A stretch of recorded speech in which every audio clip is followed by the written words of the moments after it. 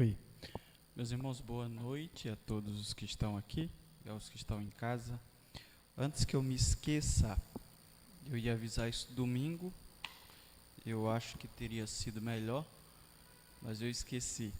No próximo domingo nós iniciaremos mais uma classe de escola bíblica dominical para discipulados.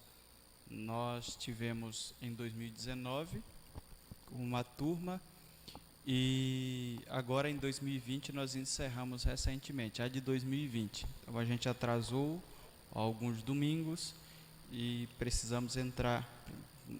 Nós entramos, na verdade, em 2021, mas já encerramos a classe. Então esse pessoal de 2019 e 2020 vai ser batizado, viu, irmã Eliette? Tá? Nos procure depois para se juntar. A gente já conseguiu inclusive a piscina para fazermos essa grande festa aqui na nossa quadra, e aí a gente está avisando esse pessoal. E você que está em casa, se porventura quiser fazer parte da nova classe de discipulados, ainda não for batizado, nos procure. E também, se for crente batizado e vê que existe a necessidade de se aprofundar um pouco mais nas Escrituras, nos procure da mesma forma.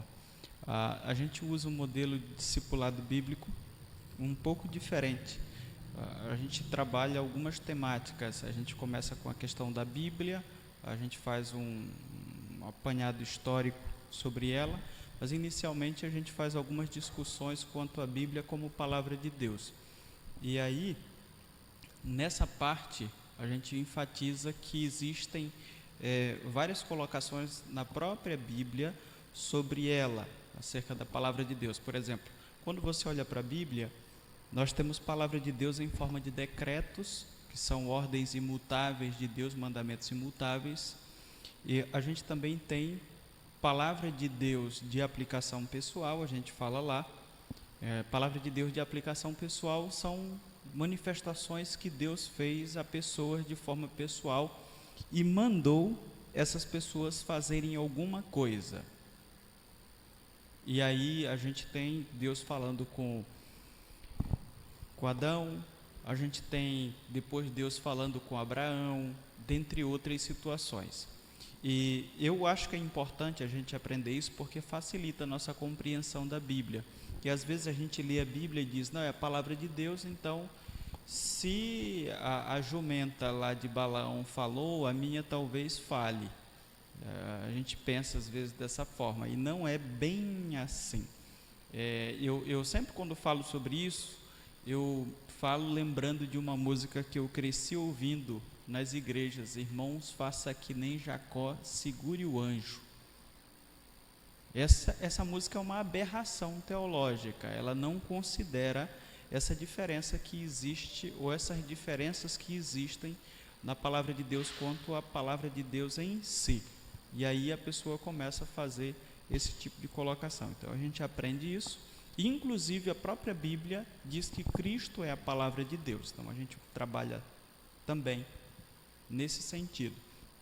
E aí depois, eu só vou falar sobre a primeira parte para ver se convence alguém a participar conosco.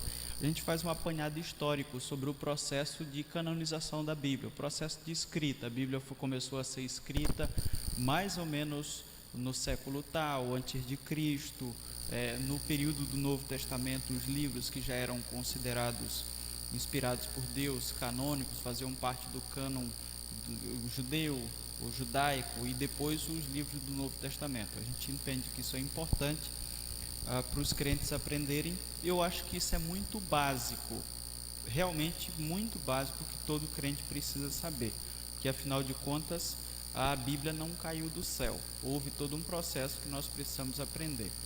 E aí trabalhamos com outras temáticas até o final, que é a parte da escatologia, que a gente faz sobre as visões acerca do retorno de Cristo e tudo. Então convidamos aqueles que porventura estiverem interessados a participarem conosco a partir do próximo domingo. Se você quiser só participar e já for batizado, tá bom também. Conhecimento nunca é demais. Nesse dia do batismo, que nós estamos planejando para o dia 28, nós queremos fazer um almoço aqui em prol de construção. Então o irmão Paulo com o pessoal aí dos eventos da igreja já estão trabalhando, fazendo o orçamento para se fazer um almoço bem gostoso, com espeto, feijoada, essas coisas todas, vai ser definido o valor. E aí você vem, compra antecipadamente e almoça com o pessoal aqui que vai ser batizado, tá bom? E meus irmãos, depois das ladainhas, se coloquem em Mateus capítulo 6, do versículo 1 ao versículo 4, por favor.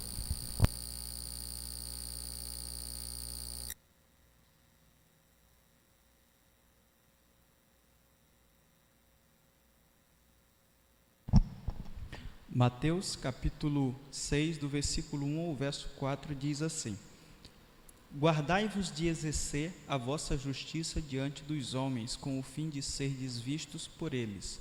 Doutra sorte, não tereis galardão junto de vosso Pai Celeste. Quando, pois, deres esmola, não toques trombeta diante de ti, como fazem os hipócritas nas sinagogas e nas ruas, para serem glorificados pelos homens. Em verdade vos digo que eles já receberam a recompensa.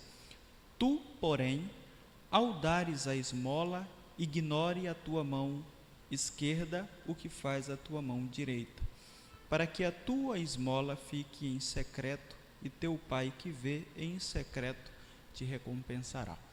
Nosso Deus, nós estamos aqui diante de ti, juntamente com os teus servos, a tua igreja.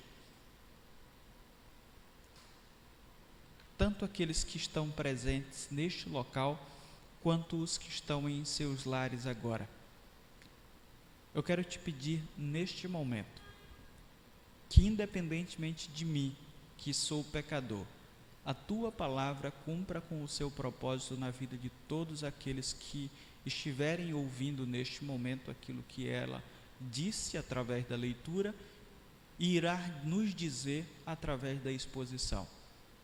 E aqueles que futuramente puderem ouvir também aquilo que eu acabei de dizer, que ela cumpra com o seu propósito na vida de todos, para que assim ela sirva de alimento para os verdadeiramente cristãos, para que te sirvam com sinceridade a cada dia. Eu agradeço a ti por todos aqueles que deixaram os seus lares neste meio de semana, quinta-feira, onde o trânsito é ruim, onde muitos passaram o dia atarefados com alguma coisa e mesmo assim decidiram estar aqui. Eu sei que o Senhor se alegra com isso, porque atualmente, às vezes, tem pessoas que não têm nada o que fazer, não fizeram nada durante o dia, mas mesmo assim não fazem o esforço de estarem congregando, de estarem dispostos a ouvir a tua palavra.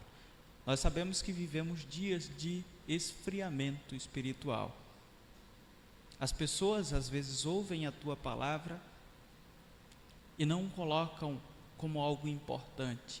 Outros têm mais prazer no mundo, em suas próprias vidas, do que nas leis do Senhor. E com isso o teu povo, que se chama igreja neste mundo, infelizmente não tem andado corretamente diante de ti. Eu te peço, Pai, que desperte o coração de cada um de nós, para que assim a tua palavra fique guardada dentro de nós e faça a mudança que ela precisa ser feita, através do teu Santo Espírito agindo em nós. É o que eu te peço, em nome de Jesus eu te agradeço, amém. Meus irmãos, boa noite àqueles que chegaram depois, é um prazer tê-los aqui conosco. Nós estamos fazendo a exposição do Sermão do Monte. Aqueles que estão nos acompanhando, nós começamos a fazer a partir do versículo 1 do capítulo 6. E eu sempre me lembro que esse Sermão do Monte, na verdade, é um dos sermões mais famosos que existem, ou o mais famoso. Talvez o segundo sermão mais famoso Pecadores nas Mãos de um Deus Irado, de Jonathan Edwards. Se você tiver com vontade de chorar, compre esse sermão e leia. É surra do início ao fim. Eu nunca vi alguém humilhar tanto os seres humanos como esse cara nesse sermão. Eu comprei ele, li, graças a Deus na época eu não chorei, mas emprestei para a Leoneide e ela disse que ela chorou. E eu sempre lembro desse sermão, porque quando você coloca pecadores nas mãos de um Deus irado, eu acredito que se você for lá no Google Imagens, você vai ver a imagem que foi feita na época das pessoas que ouviram esse sermão, pessoas chorando agarradas nas colunas do templo. Foi feita uma ilustração de como as pessoas ficaram ao ouvirem esse sermão de Jonathan Edwards. E só para vocês terem uma ideia do poder do sermão, que esse cara não tinha uma boa oratória, dizem. Ele escrevia todos os seus sermões totalmente e lia os seus sermões, mas mesmo assim o sermão operou isso na vida das pessoas. Eu acho que quando vocês ouvem alguém pregando e vocês percebem que a pessoa está lendo o texto todo, em si já causa um sentimento de desinteresse em nós. Mas aí você vê o conteúdo e vê a pessoa leu o conteúdo todo na íntegra, mas o poder de Deus estava ali e transformou a vida das pessoas. Esse talvez seja o sermão mais recente e famoso. Mas o maior de todos é o Sermão do Monte, que começa no capítulo 5, do versículo 1 em diante, onde nós já falamos que Jesus Cristo fala sobre a verdadeira felicidade. E aí nós falamos para os irmãos que ele deixa muito claro que a verdadeira felicidade não é encontrada em outra pessoa, ela é encontrada em nós mesmos, a partir do relacionamento que nós temos com Deus. E a partir daí ele vai descrevendo a vida de cristão, ou pelo menos de como a vida cristã precisa ser vivida aqui na terra. A igreja que ele está organizando precisava ser diferente daquilo que existia como instituição judaica no primeiro século. E aí nós chegamos aqui a este capítulo, que é algo que tem a ver com o que nós falamos no domingo à noite. A gente falou aqui sobre as sinagogas e a gente vai daqui a pouco voltar sobre isso. Eu penso que este aqui é um assunto extremamente atual, porque talvez, como em nenhum outro momento da história, nós temos visto várias manifestações de pessoas ajudando outras. Se você, por exemplo, pesquisar o que o Bill Gates ajuda anualmente, ONGs, não está no gibi. Nós temos um grande movimento, ou uma grande movimentação de ONGs, de pessoas que estão empenhadas em ajudarem outras. E nós ficamos pensando, por exemplo, a partir desse texto e a partir daquilo que nós conhecemos da palavra de Deus sobre o ser humano, o que motiva as pessoas? Alguns desses indivíduos que fazem parte ou que lideram ONGs têm ganhado prêmios. Eles são reconhecidos mundialmente. E aí nós ficamos nos perguntando o que tem motivado as pessoas, já que o ser humano tem um coração mau.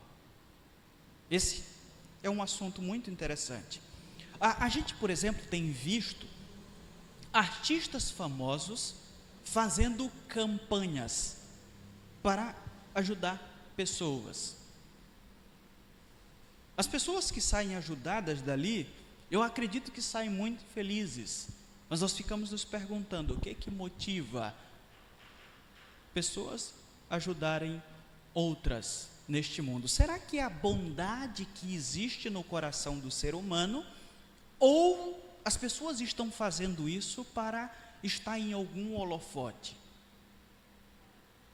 E a gente sabe muito bem que quando um famoso aparece ajudando outras pessoas, automaticamente, às vezes ele ganha muito mais com isso, na publicidade que está fazendo da sua pessoa, do que aquilo que ele tirou do seu próprio bolso.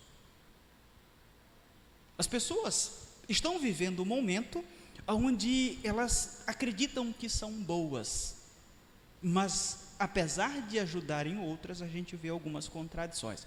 Por exemplo, semana passada conversava eu com a Leoneide sobre o que eu tenho visto nos jornais, não assistido, o Big Brother Brasil aí, eu acho que é 21, alguma coisa assim, tem suscitado algumas discussões, até mesmo porque eu acredito que, pelo que eu tenho lido nos jornais, ele tem escancarado algumas ideias, algumas coisas que eram defendidas como ideias e que agora a gente vê na prática o que de fato são. E por isso tem me chamado a atenção. E aí, eu conversava com a Leoneide sobre o rapaz que foi massacrado lá dentro e tal, a mídia em cima, e rapidamente, esse rapaz agora, eu acho que eu vi hoje, que eu tinha que contar essa história, ele já está com 8 milhões de seguidores ou mais. E logo que ele saiu, fizeram uma campanha para que pudessem arrecadar 1,5 milhão, que seria o prêmio que ele iria receber se ele tivesse ficado lá no Big Brother. E eu acredito, eu não sei, não li mais, mas eu acredito que conseguiram esse dinheiro. E eu já vi em algum jornal alguma coisa sobre o Neymar ter dado 1,5 milhão para ele. Eu só li a notícia, não li a história toda, então eu não tenho como confirmar se de fato isso foi verdade. 2 dias antes, outro jornal falava sobre um pai que levava o seu filho para o serviço porque não tinha com quem deixar, e fizeram uma vaquinha e conseguiram comprar uma casa para ele. Conseguiram 50 mil reais. Notaram a diferença? 50 mil reais conseguiram para o pai. Isso é bom também, mas quando você vai enxergar as coisas de uma forma mais crítica, de uma forma mais próxima, você vai ver que existe uma diferença muito grande. O pai, que já sofreu a vida toda, que vai para o serviço com o seu filho, que não tem uma casa, fazem uma campanha e conseguem movimentar 50 mil reais para ajudá-lo. Já o artista, a campanha é: vamos dar 1,5 milhão, vamos conseguir 1,5 milhão para ele. Quem está falando aqui é quem não ajudou o pai e que também não ajudou o artista. Eu não ajudei ambos, eu já vi só o resultado da coisa. Mas essa é a sociedade em que nós estamos vivendo, e as pessoas se vangloriam por serem boas. Então esse aqui é um assunto muito interessante para a gente, à luz daquilo que a Bíblia diz, avaliarmos a sociedade em que nós estamos vivendo. Pessoas comuns também, além dos artistas das ONGs, fazem as suas ações sociais e elas postam, e a gente também não sabe qual foi a motivação, se é para motivar outras pessoas ou se é simplesmente para mostrar aquilo que estão fazendo. Jesus não está proibindo, a ideia do texto não é Jesus proibir você fazer alguma coisa e as pessoas saberem disso. Não é esse o seu objetivo, embora ele fale aqui no texto, e se nós não tivermos uma leitura atenta, pode ser que apareça. Jesus Cristo não está dizendo para que você, como um cristão, ao exercer a justiça ou dar esmola para alguém, fazer como o 007. O objetivo dele é fazer com que você reflita na vida pessoal que você tem entre você e Deus, e não agir como agiam aqueles que davam oferta naquela época, que faziam impulsionados para serem vistos. Ele está falando sobre ser impulsionado pelo bem que existe no meu coração, através do relacionamento que eu tenho entre ele como uma única pessoa. O objetivo principal do texto é essa ideia. Não é simplesmente que ninguém saiba aquilo que eu fiz, é não me vangloriar dizendo que eu fiz, que eu dei, ou fazer motivado para que as pessoas vejam que eu fiz alguma coisa. Esse é o objetivo. Então, quando você vê alguém ajudando alguém, inclusive colocando lá na internet, a Igreja Batista fulana de tal fez uma ação social, ela foi liderada pelos irmãos tal e tal e tal e tal. Não significa dizer que a igreja esteja infringindo esse texto. Jesus está falando sobre motivações errôneas daqueles que estão ajudando com o objetivo de ficarem famosos com isso. Olhem só, outra coisa que a gente vê muito por aí, só para provar para os irmãos que esse texto é muito atual. Políticos pagam milhões para veículos de imprensa mostrarem as suas ações. Se você fizer uma rápida pesquisa sobre, por exemplo, o governo do estado ou os governos do estado, acerca de quanto esses governos gastam anualmente com publicidade, você vai perceber que dava de verdade para ajudar muita gente necessitada. São milhões, milhões e milhões e milhões. Governos estaduais, governos municipais, dentre outros políticos fazem tudo isso. Essas são as minhas ações e ainda tiro o dinheiro do próprio governo para poder fazer. Eu já disse para os irmãos, eu acredito que já falei aqui, que o meu maior sonho é me encontrar com um político e ele chegar na minha casa e dizer para eu votar nele porque ele arrumou a rua lá de casa. É o meu sonho um dia um político aparecer lá em casa e falar isso. Já foi, mas eu não estava.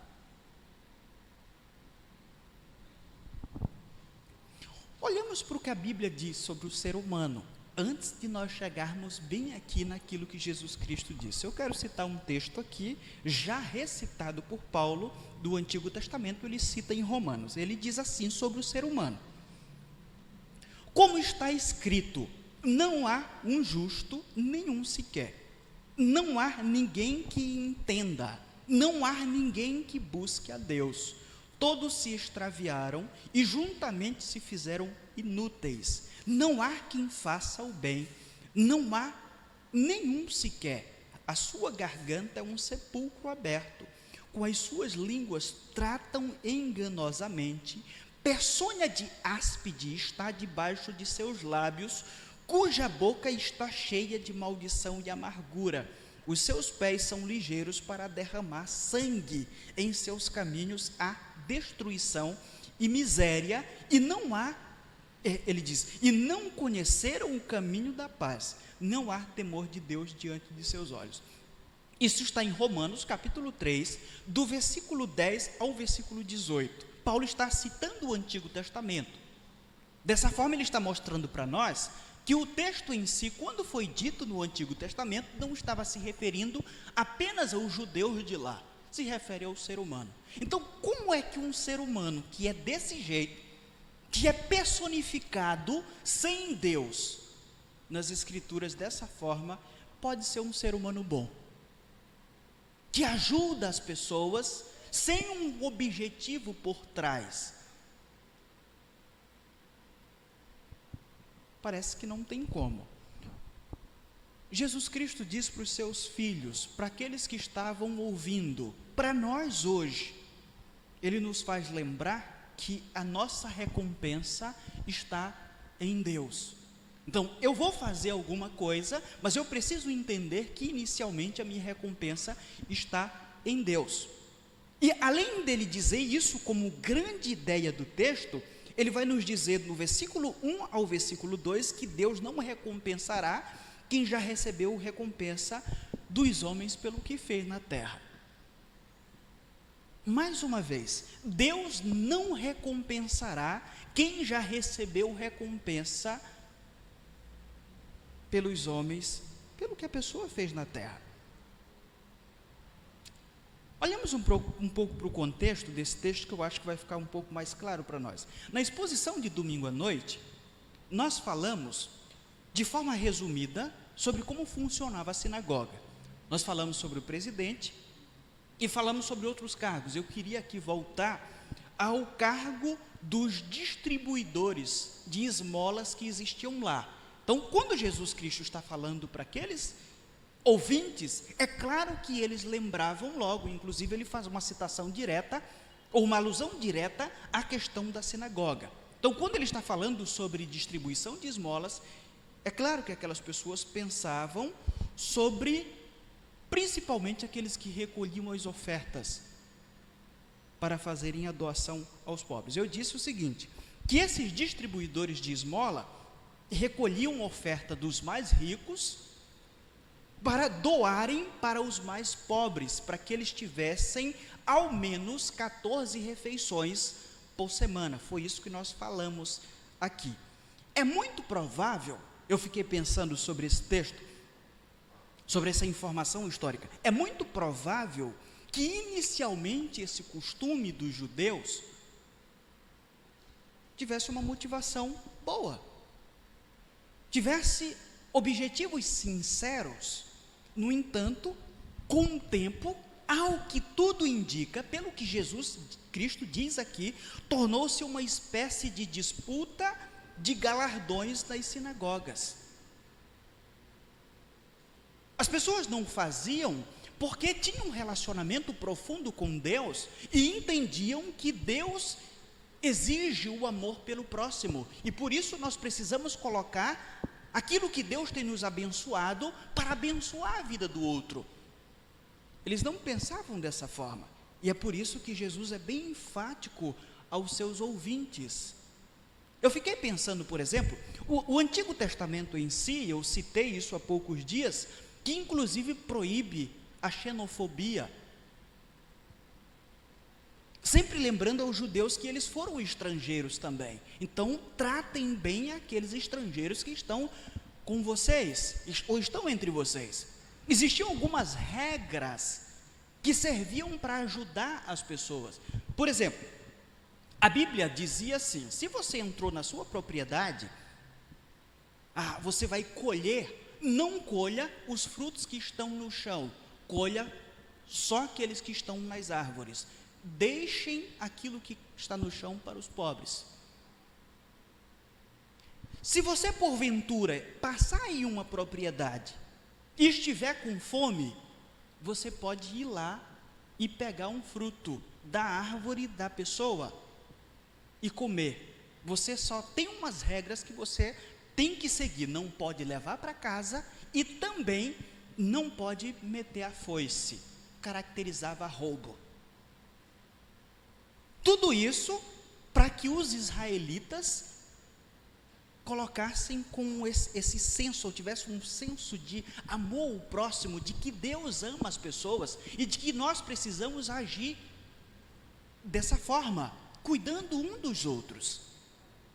Aí eu fiquei imaginando, é provável que isso estivesse no coração das pessoas, mas eles não colocaram em prática, ou eles tivessem aprendido porque estava lá. Aí vão para o exílio, sentem a mão de Deus pesando sobre as suas vidas, e ali eles lembram de que deveriam ser bons. Então vamos organizar as sinagogas, e nós precisamos de pessoas que possam recolher ofertas dos membros da sinagoga mais rico, ou os mais ricos, para que assim os mais pobres sejam supridos. Eu acredito que começou como tudo começa bem, como aquela igrejinha que foi organizada e todo mundo está bem, todo mundo novo convertido, vivendo o primeiro amor, e aí de repente a igreja vai crescendo, o tempo vai passando, e aí a religião vai tomando conta de nossas almas, e de repente nós temos uma instituição seca, puramente religiosa. Foi assim que aconteceu nas sinagogas. Conforme eu falei para vocês, tinha os distribuidores, e Jesus Cristo não está atacando eles, está atacando aqueles que os procuravam e faziam questão de colocar lá as melhores ofertas para serem vistos, disputar os galardões para ver quem é que aparece mais. Jesus Cristo diz: aqui na minha igreja não pode ser assim, vocês não podem ser assim. Precisamos lembrar uma coisa, para não entendermos também esse texto de forma errônea. Embora Cristo tenha dito anteriormente que a luz do crente tem que brilhar, Ele está dizendo aqui que obras de justiça não podem ser feitas para autoglorificação. Quando, por exemplo, eu tenho uma atitude de um verdadeiro convertido, as pessoas enxergam Cristo em minha vida. Mas quando eu forço alguma coisa para parecer que de fato eu sou crente, só eu estou sendo glorificado. É assim que funciona. Eu não posso usar o cristianismo para promoção pessoal. Se eu faço isso, essa é a única coisa que eu vou ter do cristianismo, é a minha própria promoção pessoal. Jesus é enfático ao dizer que quem procede dessa forma não terá nenhuma recompensa divina. Ele está dizendo para aquelas pessoas. Quando você olha para o versículo 2, olha aí, ele diz assim, versículo 1 primeiro, guardai-vos de exercer a vossa justiça diante dos homens com o fim de ser vistos por eles. Doutra sorte não tereis galardão junto de vosso Pai Celeste. As melhores traduções, de fato, se referem ou traduzem esse texto aqui como sendo, de fato, a questão da justiça. Então, a própria justiça não pode ser feita de forma em que você vai se promover, por mais que com a sua justiça você esteja beneficiando outra pessoa. Deus não leva isso em consideração. Eu estou sendo justo, eu estou beneficiando alguém que precisa dessa justiça. Isso não vai aumentar nada do meu relacionamento com Deus ou de alguma recompensa que eu possa ter diante de Deus. Aí vem o versículo 2 e diz, quando, pois, deres esmola, não toques trombeta diante de ti. A ideia de Jesus aqui é apenas uma metáfora para dizer que quando você ajudar alguém, não pode fazer com que isso se torne público. Não deve fazer parte do seu esforço fazer com que isso se torne público. Eu preciso mostrar aquilo que eu fiz, eu preciso mostrar que eu ajudei as pessoas esse mês. Eu já ouvi crente em assembleia ou conversando com outros dizendo, olha, eu não entrego o dízimo, mas todo mês eu transformo o meu dízimo em cestas básicas e ajudo os pobres.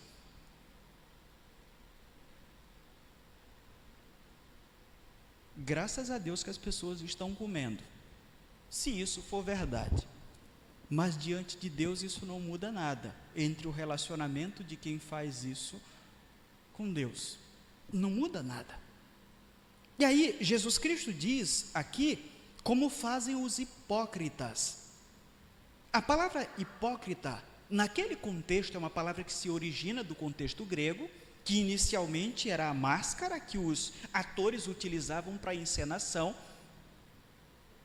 Ela vai tomando um significado, e a ideia aqui é justamente aquele que representa um papel, aquele que está encenando. Jesus Cristo está dizendo que aqueles que entregam ou que dão esmolas para serem reconhecidos, ajudam pessoas para serem reconhecidos no contexto social em que vivem, na verdade estão fazendo ou praticando uma encenação, como acontecia com aqueles que ajudavam lá nas sinagogas. A pessoa é um ator e pronto, não passa disso. E aí ele diz, nas sinagogas e nas ruas para serem glorificados pelos homens. Em verdade vos digo que eles já receberam a recompensa. Literalmente, eu achei interessante a ideia desse texto em grego aqui. Significa que a pessoa que acende o holofote para si, quando está ajudando alguém, já recebeu o pagamento integral, e inclusive em forma de recibo. Ele já tem o recibo integral pelo que ele ajudou o outro. O recibo é a glorificação dos homens. Os homens viram, eu fiz questão de mostrar às pessoas que eu fiz aquilo. Então isso é o recibo, a glorificação que os homens trazem. E com isso ele está dizendo que esses homens que já receberam o recibo pelo que fizeram, não precisam mais de recompensa. Eles não terão recompensa pessoal, porque já foram glorificados por aquilo que fizeram. O único pagamento que receberão são os aplausos humanos, e acabou a história. Parou por ali, não importa mais nada. Meus irmãos, eu não resumo esse texto apenas a isto. Eu acredito que o Sermão do Monte é um resumo de tudo que nós podemos fazer em nossas vidas. Às vezes nós fazemos outras coisas para ajudar as pessoas, independentemente de ser dinheiro ou não, com motivações pessoais, no sentido de sermos reconhecidos por isso que nós fazemos. E esse texto aqui chama nossa atenção para esse fato, para a nossa vida pessoal. Se a nossa vida cristã não estiver de fato nos motivando a fazer qualquer coisa que seja boa para as outras pessoas, se são os homens que nos reconhecem e nos glorificam por causa disso, nós já recebemos tudo aquilo que nós merecemos, que é o recibo dos homens. Versículo 13, versículo 4, diz que Deus recompensará quem faz algo motivado por Ele. Anteriormente falamos que o cristão não pode amar os outros pelo que eles são. Quando nós falamos aqui sobre amar os inimigos, eu disse, nós não podemos amar as pessoas pelo que elas são, nós temos que amar as pessoas pelo que nós somos. Isso é muito interessante, porque às vezes nós ficamos extremamente ou estupidamente chateados com algo que fazem contra nós, e queremos reagir. E a nossa reação, na verdade, reflete quem nós somos, e não aquilo que o outro fez para nós. Só que às vezes nós achamos que, de fato, nós estamos fazendo isso por causa do outro. É o outro que fez isso. É o outro. Se vocês um dia tiverem a oportunidade de conversar com um casal em crise, vocês vão entender muito bem isso que eu estou dizendo para vocês. As pessoas tentando dizer, olha, todo o meu problema hoje é esse caboclo aqui ou essa cabocla aqui. Eu estou fazendo isso por causa que ela ou ele está fazendo isso. E aí nós vamos para o Sermão do Monte, e Jesus Cristo vai nos confrontar com esse sentimento diferente, de que nós vamos agir com as pessoas por causa do relacionamento que nós temos com Deus. Nós somos motivados por isso. Quando alguém faz algo contra mim, o que deve motivar o meu coração ou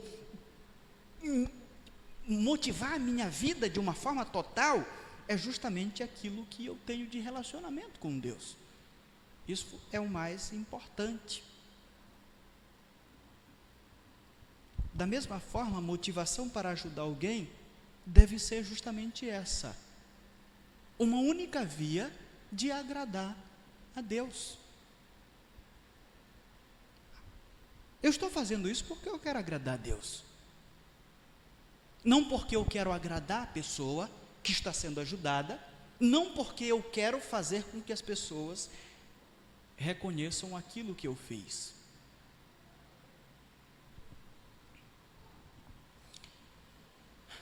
Essa semana eu coloquei no status de WhatsApp sobre um evento que aconteceu comigo, 2 coisas em 2 semanas.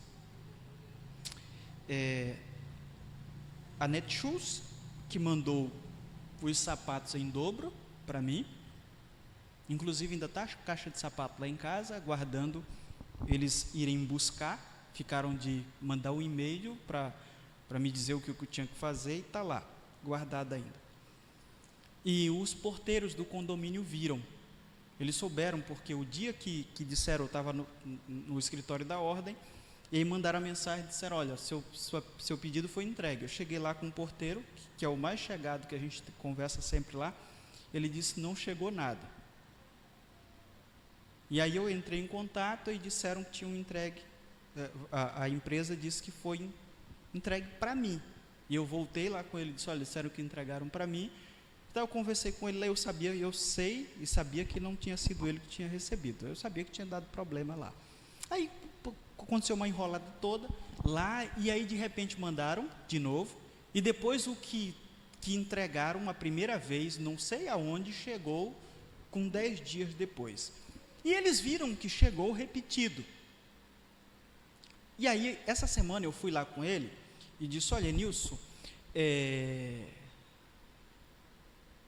a Netshoes vai mandar um correio reverse aqui para mim, eu vou entregar o pedido que eu já conversei com eles, só que eles queriam que eu fosse lá nos correios deixar, e eu disse que não dava para mim, porque eu estava ocupado, não dava para fazer, que eles viessem pegar aqui. Então eu vou vir aqui e vou deixar para você o dia que eles avisarem que vão pegar, e aí você entrega. Então essa foi a conversa com ele. Aí ele disse assim para mim algo que me chamou a atenção. Ele disse assim, olha, pela sua seriedade, talvez Deus ainda vai lhe ajudar, assim, você vai ganhar num sorteio, alguma coisa. E aí na hora eu disse, seria interessante, né? Aqueles sorteios de supermercado, você vai lá, compra, e aí pega lá o negocinho, a Leoneide já está de mão cansada de preencher esse negócio, e nunca ganha. De repente seria bom. Vai lá, ganha uma moto, 12 mil reais, ajudaria bastante. Mas depois eu saí, fiquei pensando sobre isso. Fiquei pensando, e cheguei à seguinte conclusão. Deus não precisa me recompensar por isso. Eu não fiz mais do que a minha obrigação. Deus não me deve nada, pelo simples fato de eu ter feito isso. Mesmo que eu devolvesse o site todo, se me mandassem lá para casa, eu continuaria devendo a Deus. Nós devemos tudo. Nada do que nós possamos fazer neste mundo é suficiente para pagarmos aquilo que Deus fez por nós. E eu perdi a oportunidade de dizer para aquele jovem isso. Dizer, olha, Deus não precisa fazer isso. Até que eu queria. Seria bom, você imaginou? Ganha uma moto lá de sorteio, 12 mil reais. Seria legal, resolveria alguns problemas. Mas Deus não me deve. E eu também não fiz para que Deus ficasse com uma conta comigo. Não deve ser assim que nós devemos agir. A vida cristã que nós levamos precisa ser vivida como uma forma completa de agradecer a Deus por tudo aquilo que Ele fez por nós através do seu Filho. E quando eu compartilhei isso com os irmãos, na verdade eu compartilhei esse negócio não para me mostrar que eu sou bom, porque eu sei que eu não presto, foi porque eu me lembrei de uma história. Em 2001, eu trabalhava numa feira, eu era camelô, e tinha uma família lá da Igreja Batista, que trabalhava de camelô também. E naquela época, o patriarca da família recebeu uma transferência bancária de 3 mil. Ele foi lá no Banco do Brasil, e aí tem lá 3 mil na conta dele. E aí ele ficou logo 3 mil naquela época, 2001, era uma grana. E aí ele foi se aconselhar com uma pastora. E ela disse, meu irmão, isso é bênção de Deus. Pegue esse dinheiro e vai para Fortaleza e compre roupa. Quase no final do ano, precisando de dinheiro para poder encher lá, para vender roupa para o Natal, para o Ano Novo, o Carnaval está chegando. O irmão sacou o dinheiro e foi para Fortaleza e fez a festa. Foi por isso que eu compartilhei, para dizer que isso é tentação, isso é coisa do diabo. Não é de Deus, não. O irmão foi e gastou os 3.000, depois o banco mandou uma carta para ele. Mandou uma carta, e ele teve que se apresentar lá. Isso é crime. E ele teve que passar vários anos com aquela dívida parcelada para ter que pagar tudo, porque foi um erro bancário. E assim que funciona a coisa. Ainda bem que eu não arrumei essa pastora, né? Porque se tivesse, isso não é pastor não, isso é coisa do diabo. É com aquela coisa que eu falei para vocês, que os judeus acreditavam que existem 10 milhões de demônios de cada lado, e às vezes ele fala através da boca de alguém que está do seu lado, e às vezes está dizendo que é até pastor. Então nós precisamos entender, Jesus Cristo está dizendo aqui para nós, Deus recompensará quem fez algo motivado por Ele, e não por aparecer. Na verdade, o que nós percebemos do Sermão do Monte e da própria Bíblia, e eu já tenho dito isso aqui, preciso repetir, a melhor recompensa, ou a única recompensa que nós deveríamos lutar o tempo todo para ter, é a pessoa de nosso Senhor Jesus Cristo. É aquilo que Ele pode nos oferecer no sentido espiritual. Ele não nos deve mais nada, nós é que devemos tudo a Ele, já que Ele é suficiente para mim e para todos vocês. Deus é a nossa maior recompensa pelo que fazemos de bom neste mundo, porque foi Ele que nos motivou a fazermos isso, porque de nós mesmos, nós somos o sepulcro caiado, nós somos aquilo que Paulo descreve, na verdade citando aquilo que o Antigo Testamento já dizia sobre aquilo que o homem seria. Nós não valemos nada, aquilo que nós fazemos, é Deus que de fato nos motiva, e nós devemos ser gratos a Ele por causa disso. Mas às vezes nós estamos tentados a recebermos um aplauso de alguém.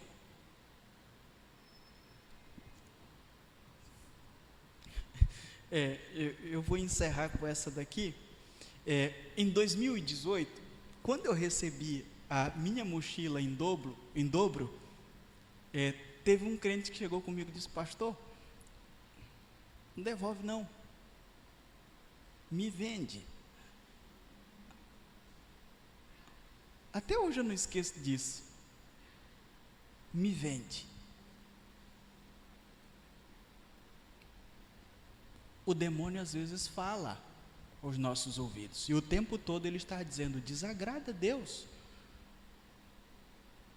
desagrada a Deus, vai lá. Paulo vai nos dizer que tudo aquilo que nós fazemos em Cristo, em Deus, não é vão. Todas as coisas que nós fazemos, nós teremos um dia a recompensa de Deus.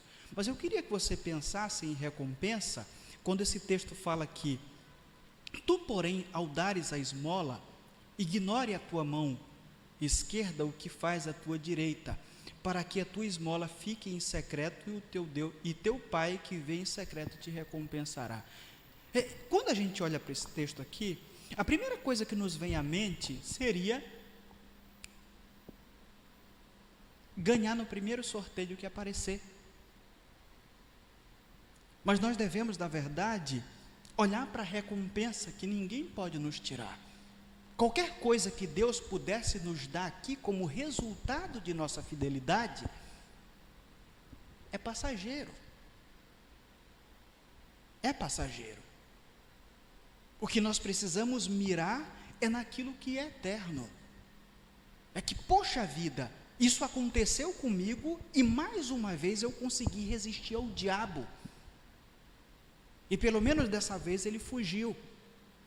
E pelo menos dessa vez eu posso vislumbrar que um dia, ou que está mais próximo de mim ainda, a verdadeira recompensa que de fato nós necessitamos.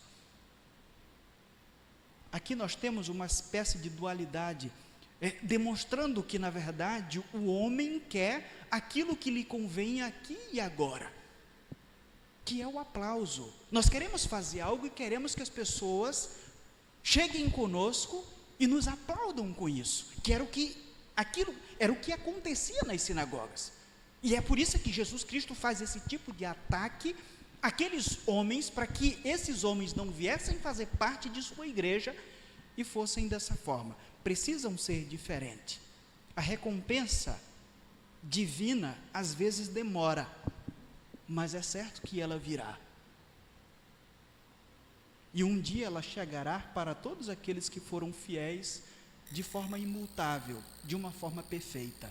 E é justamente isso que nós precisamos esperar. Seria muito bom se eu devolvesse uma coisa e ganhasse duas. Daqui a pouco nós iríamos ser bons para Deus poder nos dar alguma coisa. E é assim que é. Eu achei R$100, eu procurei o dono esperando que Deus me desse 200 depois. Somos nós, esses seres humanos que aqui estamos. A nossa recompensa maior está no futuro. Eu acredito que é a essa que Jesus Cristo se refere quando diz que nós precisamos agir aqui em secreto, esperando unicamente em Deus. Baixe sua cabeça e vamos orar ao Senhor. Nosso Deus e Pai,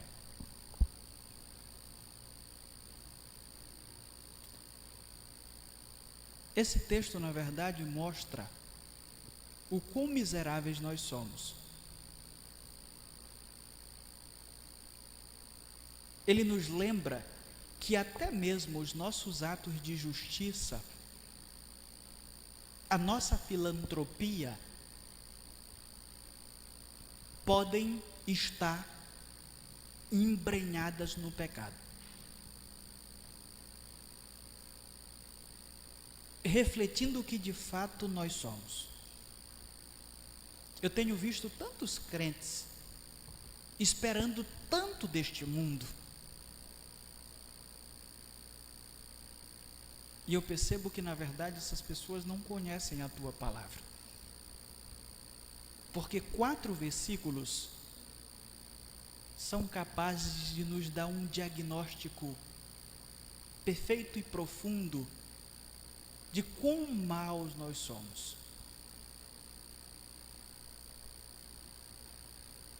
O versículo 1 diz que é possível eu ser justo, motivado por vanglória, e não motivado por justiça de verdade. É possível sermos justos apenas para obtermos aplauso dos homens. Assim como é possível ajudarmos o próximo com o mesmo objetivo, e não porque a bondade mora em nossos corações. Senhor nosso Deus, atos de justiça e atos de bondade têm sido praticados todos os dias, mas nem por isso, esses atos têm chegado diante de Ti, por causa de suas motivações pessoais, que muitas vezes são as mais malignas possíveis.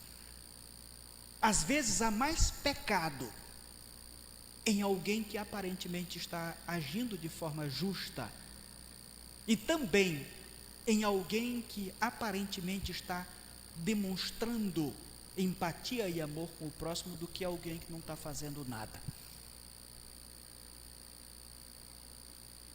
Isso reflete aquilo que o ser humano é. Mas nós somos lembrados de que precisamos ser diferentes, porque nós recebemos a mensagem do Evangelho.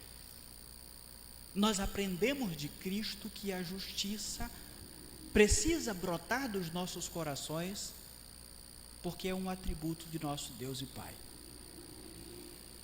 de que nos faz semelhantes a Ele, verdadeiramente.